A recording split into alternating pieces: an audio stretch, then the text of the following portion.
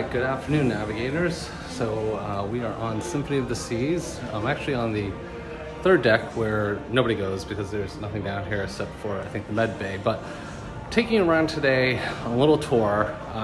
There are 4 different stairwells, both in the aft of the ship and the forward of the ship.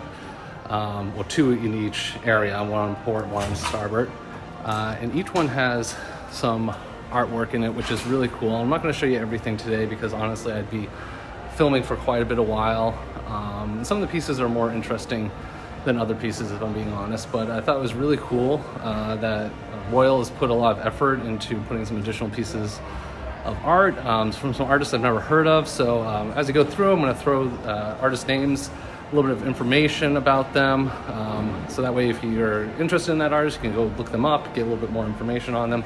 But again, this is just a taste of some of the art on Symphony of the Seas. Stay tuned.